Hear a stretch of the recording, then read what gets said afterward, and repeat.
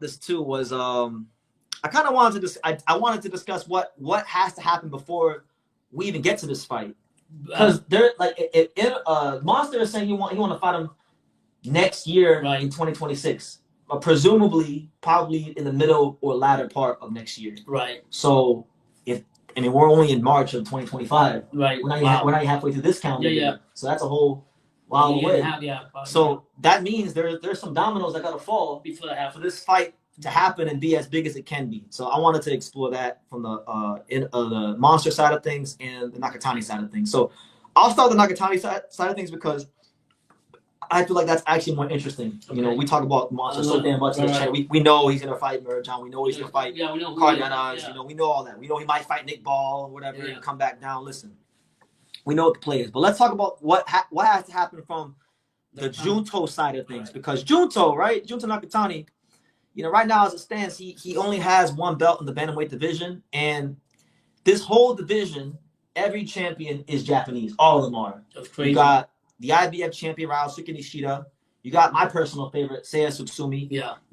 And then you got Yoshiki Takai holding the WBO, right? So yeah, crazy. Ideally, I think Junto should fight one of these guys. Now, the IBF champion Ryosuke Nishida, after Junto's last fight against the Mexican David Cuellar, he wound up Nishida wound up going into the ring and he said, "Let's do a unification fight." Oh wow! And that apparently seems to be that's what they said they were going to do, right? But then a report came out, and Nishida supposedly is going now. I haven't seen a fight poster; it's not on BoxRec, but a report did come out that he's going to fight this Mexican named Jose Salas on May 28th in Tokyo. So he's going to stay busy. So if this report is true, and Nishida is not fighting Jose Salas, and that means that that means that Junto will have to go fight another champion. Now, when we look at the other champions, where was that? Where's the right here? So when we look at the other champions, the WBO champion Yoshiki Takai, he was a kickboxer just like Tenshin. Right. And a lot of the promoters and a lot of the handlers, they want to make Yoshiki Takai versus Tenshin because kickboxer who became a boxing world champion versus a kickboxer who's not a contender.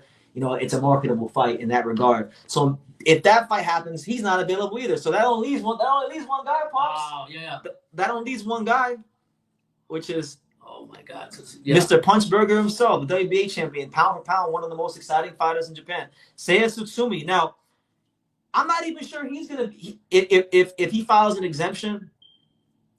He could probably fight Junto if Junto is gonna fight him. But like I was at Doggone Boxing Gym, and he was out there sparring Saul Sanchez, and I interviewed him when I was in Japan back in January. Wow. And he said, "Look, I wouldn't mind fighting Seiya Tsutsumi, but I need more experience. Right now, that's not a fight I'm ready for. I need more experience, right?" And on top of that, the WBA a couple days ago, they just ordered Tsutsumi to fight his mandatory challenger and interim champion Antonio Vargas, which, by the way, if that fight happens, that's a fight he could lose. Antonio Vargas is good. Right. He's a pretty good fighter. So I'm not sure what the hell Junto's going to do with a lot of dominoes going to fall. A lot of dominoes. But look, whether it's any of these guys or whether it's, Tenshin or whoever, he has to win that fight there, right? And then inevitably, he's going to have to move up to 122. Holy crap. Right? Yeah. He's going to have to move up to super bantamweight. He's not just going to go fight at 118 and go, at least, maybe I'm wrong. Maybe he'll do it. The Monster deal with Stephen Fulham, but I can't foresee Junto just jumping straight up to super bantamweight. Yeah. So eventually he's going to have to move up and fight, up there, right, before he gets to Inoue. And I don't know who he'd fight. I mean, you got, if he were to fight another Japanese fighter, you got Toshiki Shimamachi, who's a solid fighter. I think that'd be a good fight for Junto. He probably beat him. You got Subaru Murata, but I don't think that fight winds up happening because Subaru Murata is a Tekken Promotions fighter. Right. Mr. Honda won't like matching his guys up like that. He don't think like an American promoter. No. So I don't know what the hell's gonna happen with Junto. Maybe you guys can tell me and put me on game what the hell's gonna happen with Junto before he gets to an Inoue fight. Right. And that guy Salas you brought up, is he any good or anything? Or he just somebody? I looked at his box track a little bit. He just stay active fight pretty much. Kind of like what he had his last fight. He fought a Mexican his last fight. Yeah. Strong Mexican David Cuellar. But that guy never really had no experience outside of the Mexican level. Exactly. And Junto beat him down 2 rounds like it was nothing. So I'm really intrigued. I mean, the Monster has his roadmap mapped out already. I'm intrigued to see what the hell Junto's gonna do. Wow. What fights will he take? Will he unify the division? Mm-hmm.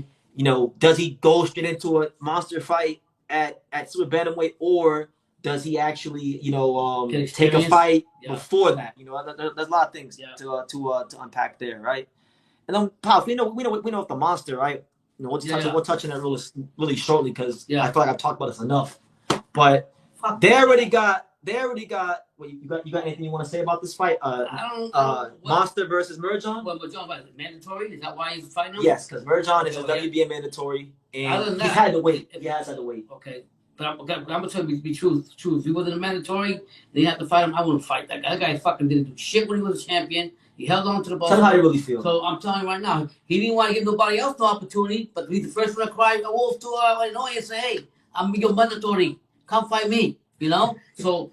I think, in terms of anything, that don't mean shit. You know, he's gonna break his fucking back, break him down. To be honest with you, it's a waste of a fight. He can still punch, though. He can punch. You know who I like is countryman. Who? Akbet from Odebek? Yeah, Odebek. It's early, way early. I might put him in the conversation. I'm just saying, this guy right here. He's a weight class. Yeah, I lost a lot of respect for him. A lot of respect for him.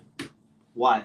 Because he didn't do shit with the belts to give anybody an opportunity to test himself. Yeah, he didn't fight Stephen Fulton. Yeah, vice versa. So for me, I can't see that and cheer for you or say anything good about you because to me, you were full of shit when you had the belt. You didn't prove yourself. Yeah, you won it one time, that was it. Get the fuck out of here. I hope it puts you back where you belong, on the fucking bottom, on your ass. That's how you feel? Yeah, that's how I feel. Okay, that's how you feel. I felt like that for a while. I feel. You I'm digress. not really as mad about it as I used to be because he's been the mandatory. He's had to wait. You know, Sandra pulling out of fights left and right. Right.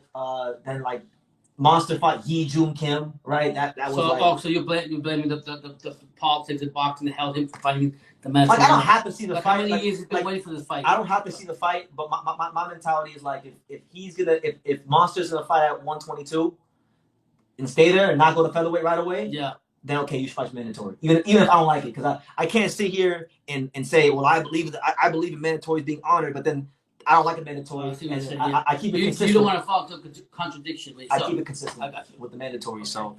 You know, he's got that fight, and then he's got Ramon Cardenas, coming May. Yeah. So he has to take care of business. You know, these guys are still grown men. These are still world level fighters that are trying to knock his damn head off. They don't listen.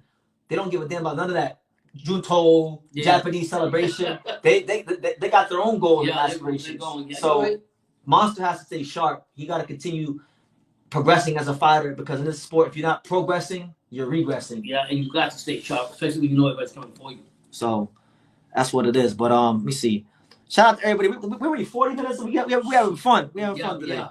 We're having fun. Hit that like if you haven't. Thank you for the super chats. Appreciate you all.